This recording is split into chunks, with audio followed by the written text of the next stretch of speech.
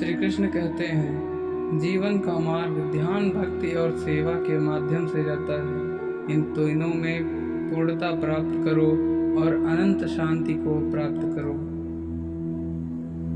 एक राजा ने बहुत ही सुंदर महल बनवाया और महल के मुख्य द्वार पर एक गणित का सूत्र लिखवाया और एक घोषणा की कि इस सूत्र से यह द्वार खुल जाएगा।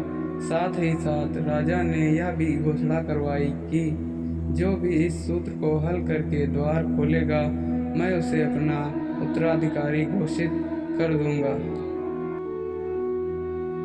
राज्य के बड़े बड़े गणितज्ञ आए और सूत्र देखकर लौट गए। किसी को कुछ भी समझ में नहीं आ रहा था। आखिरी दिन आ चुका था। उस दिन 3 लोग आए और कहने लगे कि हम लोग इस सूत्र को हल कर देंगे।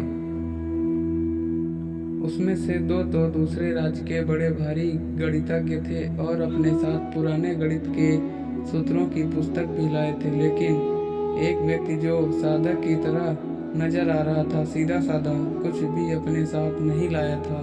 उसने कहा, मैं यहाँ बैठा हूँ, पहले आप इन्हें मौका दीजिए। साधक ने आंखें खोली और सहज मुस्कान से द्वार की ओर गया। साधक ने धीरे से द्वार को धकेला और ये क्या, द्वार तो तुरंत खुल गया। राजा ने साधक से पूछा कि आपने ऐसा क्या किया कि उससे द्वार तुरंत खुल गया। साधक ने बताया कि जब वह ध्यान में बैठा था तब उसे सबसे पहले उसके मन से एक आवाज़ आई कि पहले ये तो जांच लो कि सूत्र है भी या नहीं, इसके बाद इसे हल करने की सोचना।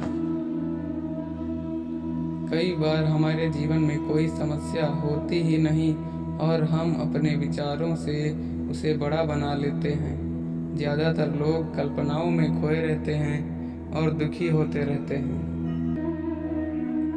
इसलिए कोई भी समस्या का हल करने से पहले ये अच्छी तरह जांच लेना चाहिए कि वास्तव में वह समस्या है भी कि नहीं, क्योंकि कई बार हम कल्पनाओं में खोए रहते हैं और कोई समस्या न होने के बावजूद भी हम दुखी रहते हैं।